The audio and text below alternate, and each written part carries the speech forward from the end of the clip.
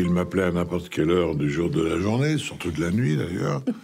Et non, on avait une relation qui était vraiment plus qu'amie. Il y a des amitiés qui commencent par un sourire et d'autres par une gifle. C'est exactement ce qui s'est passé entre Eddie Mitchell et Johnny Hallyday. Deux légendes de la chanson française, deux icônes qui allaient marquer plusieurs générations. Mais ce que peu de gens savent, c'est que leur première rencontre a failli tourner au désastre. Nous sommes à la fin des années 50. Eddie est encore un jeune musicien qui protège farouchement ses vinyles, ses trésors musicaux. Un soir de fête, il croit qu'on lui a volé sa précieuse collection. Furieux, il s'en prend à l'homme qu'il pense coupable et sans réfléchir, il lui assène une gifle. Cet homme, c'était Jean-Philippe Smet, celui qui, quelques années plus tard, allait devenir Johnny Hallyday. Et pourtant, de cette gifle est née l'une des amitiés les plus solides, les plus sincères et les plus inattendues de la chanson française. Pendant près de 60 ans, Eddie Mitchell et Johnny Hallyday se sont soutenus, disputés, réconciliés et ont partagé une fraternité qui défie le temps et la gloire. Aujourd'hui, à 83 ans, Eddie Mitchell brise le silence et révèle enfin la véritable nature de cette relation hors du commun. Derrière les sourires médiatiques et les duos mythiques, il y avait des vérités plus profondes. Des tensions, des secrets, mais aussi une loyauté indestructible.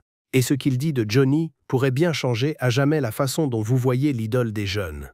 Quand on pense à deux légendes comme Eddie Mitchell et Johnny Hallyday, on imagine une rencontre pleine d'admiration, presque fraternelle dès le départ. Mais la vérité est bien différente. Leur premier face-à-face aurait pu mettre un terme à toute possibilité d'amitié avant même qu'elle n'existe. Nous sommes à la fin des années 50, à une époque où la jeunesse parisienne commence à découvrir le rock'n'roll importé des États-Unis. Eddie Mitchell, encore connu sous son vrai nom Claude Moine, est déjà passionné par cette musique nouvelle. Ses vinyles américains sont pour lui des trésors, introuvables en France. Ce soir-là, il se rend à une fête et ses disques, soigneusement apportés, disparaissent mystérieusement.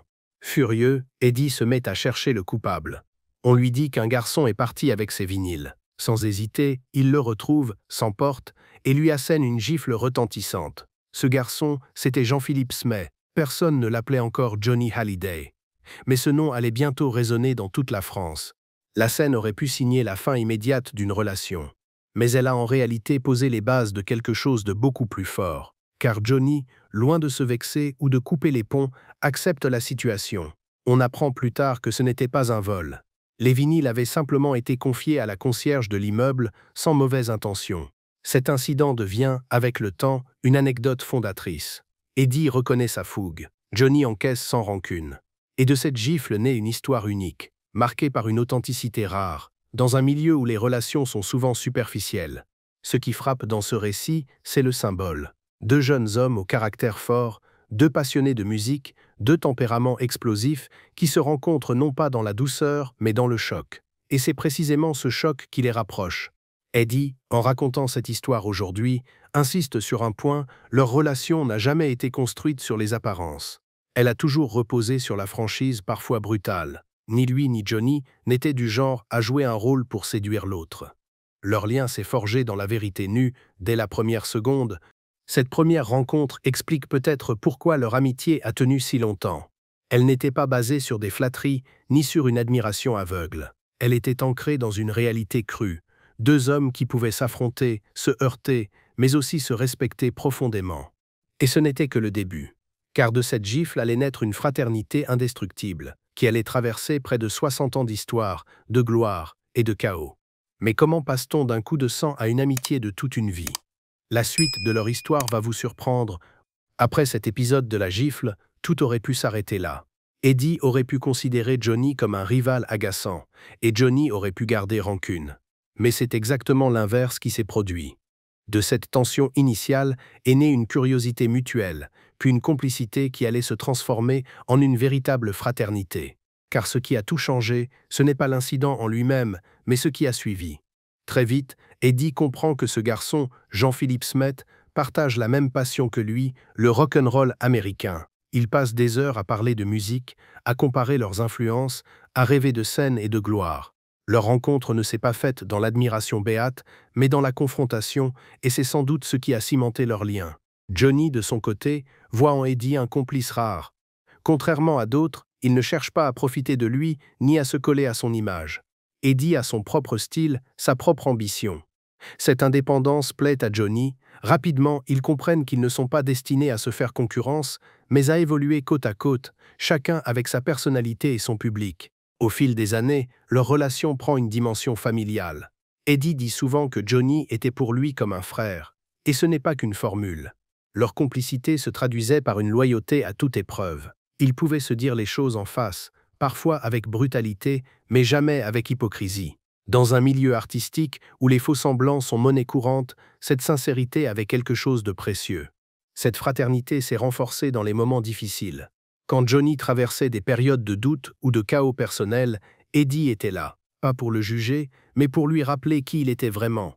Et inversement, Johnny a toujours soutenu Eddie dans ses choix, même lorsqu'il s'éloignait musicalement. Ce qui impressionne, c'est que cette relation n'a jamais été écrasée par la célébrité. Johnny était une star planétaire, Eddie un monument de la chanson française. Et pourtant, dans l'intimité, ils restaient deux amis qui se taquinaient, se disputaient, se consolaient. Ils pouvaient passer des soirées entières à refaire le monde, une guitare à la main, sans se soucier du reste. Eddie explique aujourd'hui que ce qui les unissait allait bien au-delà de la musique. C'était une compréhension instinctive, une forme de respect mutuel qui ne nécessitait pas de mots. Ils se connaissaient tellement qu'un simple regard suffisait à comprendre l'état d'esprit de l'autre. Cette transformation, d'un coup de sang à une amitié indestructible, est la preuve que parfois, les relations les plus solides naissent des situations les plus improbables. Mais cette fraternité n'était pas toujours simple, car si l'amitié était sincère, leurs différences de caractère et de style allaient parfois créer des tensions. Si l'amitié entre Eddie Mitchell et Johnny Hallyday a duré près de 60 ans, c'est aussi parce qu'elle reposait sur un équilibre fragile, celui de deux personnalités diamétralement opposées, mais complémentaires. Eddie Mitchell, de son vrai nom Claude Moine, est souvent décrit comme posé, réfléchi, parfois même réservé. Il a toujours cultivé une image d'élégance discrète, loin des excès tapageurs. Johnny, au contraire, vivait intensément, brûlait la vie par les deux bouts. Là où Eddie privilégiait la stabilité, Johnny se laissait emporter par ses passions, ses coups de folie, ses excès. Cette différence fondamentale aurait pu les éloigner. Mais elle a finalement renforcé leur relation. Eddie représentait une forme de point d'ancrage, une stabilité dans l'ouragan permanent qu'était la vie de Johnny. Et Johnny, de son côté, apportait à Eddie cette intensité, cette étincelle qui transformait chaque instant en aventure. Eddie raconte que parfois, leurs discussions pouvaient être électriques. Johnny ne supportait pas la critique, mais il savait qu'Eddie était l'un des rares à pouvoir lui dire la vérité sans détour. Cette franchise, bien que brutale, était essentielle pour maintenir leur lien. Elle évitait que leur relation devienne une simple façade, comme c'est souvent le cas dans le monde du spectacle. Musicalement aussi, leurs différences étaient marquées. Eddie Mitchell s'inspirait du jazz, de la soul, du blues américain, avec une approche plus mesurée et sophistiquée. Johnny, lui, incarnait le rock pur et dur, l'énergie brute, la voix qui déchire le silence. Pourtant, ces contrastes ne les ont jamais empêchés de se rejoindre. Ils savaient que leurs forces respectives pouvaient se compléter. Dans la vie privée, les différences étaient tout aussi flagrantes.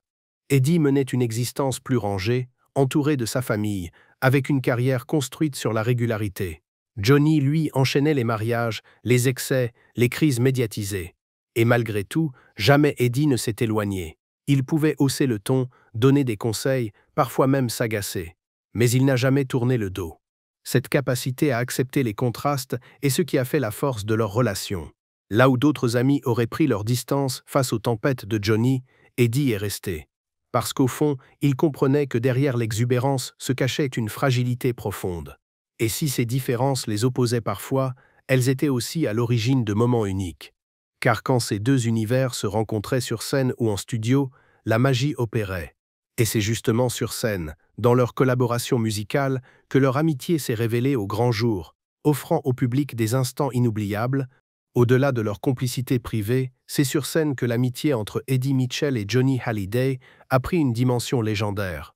Car si chacun suivait sa propre route musicale, leurs chemins se sont souvent croisés pour donner au public des moments inoubliables. On se souvient notamment de leur duo marquant, comme On veut des légendes, qui réunit deux icônes dans un hommage vibrant à la musique. Le titre n'était pas qu'une chanson, il était le symbole d'une fraternité affichée au grand jour. Johnny et Eddie, côte à côte, incarnait cette complicité unique qui traversait les décennies. Leur collaboration allait bien au-delà de la musique. Eddie aimait rappeler qu'il y avait une sincérité rare dans leur relation artistique. Quand ils chantaient ensemble, ce n'était pas une opération marketing, mais une véritable envie de partager un moment. Sur scène, Johnny apportait sa puissance, son énergie débordante, tandis que Eddie incarnait une forme de maîtrise et de retenue. Ce contraste faisait toute la richesse de leur performance commune. Ils partageaient aussi des scènes mythiques, notamment lors de grands concerts où ils apparaissaient en duo, pour la plus grande joie des fans. Le public sentait que ce n'était pas une alliance forcée, mais le reflet d'une complicité réelle.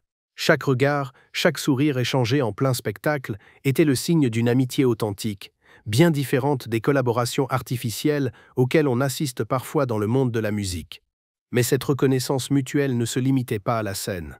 Dans les interviews, ils n'ont cessé de se soutenir. Johnny disait souvent qu'il admirait la longévité et le sérieux de la carrière d'Eddie. Et Eddie, de son côté, ne cachait pas son admiration pour la force et la générosité de Johnny, capable de tout donner sur scène même au bord de l'épuisement. Eddie explique que Johnny avait cette capacité unique à galvaniser une foule comme personne d'autre. C'était un showman né, disait-il, un homme qui avait besoin de cette énergie du public comme d'un carburant vital. À l'inverse, Johnny reconnaissait chez Eddie une rigueur artistique qu'il n'avait pas toujours. Eddie, c'était la classe, affirmait-il. Cette reconnaissance réciproque a permis à leur relation de traverser les années sans jalousie ni rivalité destructrice. Chacun savait ce qu'il valait, chacun respectait la singularité de l'autre. Ils n'avaient pas besoin de se comparer, ils savaient qu'ils étaient différents, mais complémentaires. Et c'est peut-être pour cela que leur duo est resté si marquant dans l'histoire de la chanson française. Parce qu'il reposait sur quelque chose de plus profond que la musique, une confiance, une loyauté, une admiration mutuelle. Mais derrière les projecteurs et les applaudissements, cette relation révélait aussi une facette plus intime de Johnny que seul Eddie pouvait entrevoir. Car s'il admirait l'idole, il connaissait surtout l'homme. Ce qui rend le témoignage d'Eddie Mitchell si précieux, c'est qu'il ne parle pas seulement de Johnny Hallyday, la star adulée par des millions de fans. Il parle surtout de Jean-Philippe Smet, l'homme derrière la légende, celui qu'il a connu dès ses débuts et qu'il a vu évoluer pendant presque 60 ans. Eddie le dit sans détour, Johnny était un être d'une authenticité rare. Là où beaucoup dans le show business portaient des masques, lui vivait sans filtre. Parfois, cette sincérité brutale lui attirait des ennuis. Mais c'était aussi ce qui faisait sa force. Johnny ne trichait pas, ni avec son public, ni avec ses proches.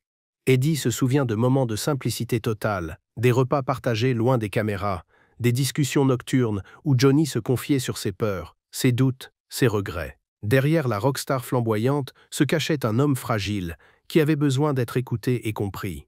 Il n'aimait pas la solitude, confie Eddie, et malgré tout ce monde autour de lui, il se sentait souvent seul. Ce que cette relation révèle, c'est aussi la dualité de Johnny.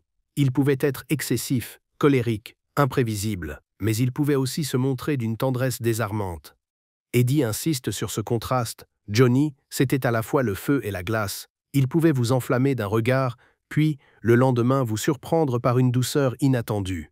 Eddie ajoute que cette complexité était peut-être la clé de son génie. Car Johnny ne se contentait pas d'interpréter des chansons, il les vivait. Chaque mot, chaque note résonnait avec sa propre histoire. Ses blessures, ses excès, ses fragilités se retrouvaient dans sa voix, et c'est ce qui touchait autant le public. Mais ce que Mitchell souligne surtout, c'est la loyauté de Johnny. Malgré ses démons et ses contradictions, il restait fidèle à ceux qu'il considérait comme sa famille. Il pouvait être ingérable, mais il n'était jamais faux. Eddie raconte qu'il pouvait compter sur lui, même dans les pires moments. Cette constance dans un monde d'illusions avait une valeur inestimable. Finalement, la véritable nature de leur relation éclaire ce que Johnny était vraiment. Pas seulement une idole, mais un homme profondément humain, parfois perdu, parfois flamboyant, mais toujours vrai. Et quand vient l'heure de conclure, Eddie Mitchell ne parle pas de gloire, ni de tubes vendus. Il parle de fraternité, d'honnêteté et de respect, des valeurs simples, mais qui, selon lui, définissent mieux Johnny que n'importe quel statut ou hommage officiel. Quand Eddie Mitchell parle aujourd'hui de Johnny Hallyday, il ne se contente pas d'égrener des souvenirs. À 83 ans, il pose un regard lucide, presque tendre, sur une amitié hors du commun. Une amitié qui a commencé par une gifle, mais qui s'est transformée en une fraternité indestructible. Cette histoire, au fond, en dit long sur la véritable nature de leur relation. Elle n'a jamais été faite de faux-semblants ou de discours lissés pour les médias. Elle était brute, sincère, parfois brutale, mais toujours honnête. Eddie et Johnny pouvaient se disputer, se dire leurs vérités les plus dures, mais cette franchise était justement ce qui garantissait leur loyauté réciproque. Ce que révèle Eddie, c'est que Johnny n'était pas seulement une idole figée dans le marbre. C'était un homme complexe, fait de contradictions, capable de coups de folie comme de gestes de tendresse infinie.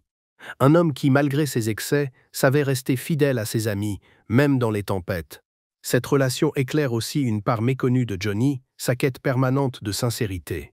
Sur scène, il donnait tout à son public, sans calcul. Dans sa vie privée, il cherchait la même intensité, même si cela le conduisait parfois à se brûler les ailes. Eddie, en étant à ses côtés toutes ces années, a vu l'homme derrière la légende. Et ce qu'il décrit, c'est une vérité simple. Johnny n'était pas un mythe intouchable, mais un frère de cœur, avec ses failles et ses grandeurs.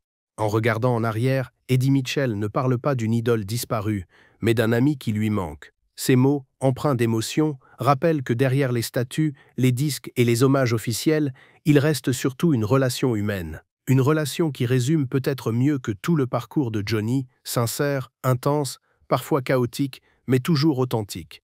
Et c'est là toute la force de ce témoignage. Parce qu'au fond, ce que les fans de Johnny recherchent encore aujourd'hui, c'est cette humanité brute, cette vérité sans phare, qui transparaissait dans sa voix. Eddie Mitchell, en brisant le silence, offre une dernière clé pour comprendre l'idole. Il ne faut pas le voir seulement comme une légende, mais comme un homme qui a vécu pleinement, avec ses excès, ses erreurs, ses victoires, et surtout avec une intensité que peu de gens osent atteindre. Alors oui, leur relation avait commencé dans la violence d'une gifle. Mais elle s'est poursuivie dans la chaleur d'une amitié sincère et s'est achevée dans un respect éternel. Une histoire qui nous rappelle que, parfois, ce qui commence mal peut devenir une des plus belles histoires de toute une vie. Et vous, que retiendrez-vous de Johnny Hallyday, l'idole flamboyante qui faisait trembler les stades ou l'homme que seul un ami comme Eddie Mitchell pouvait dévoiler?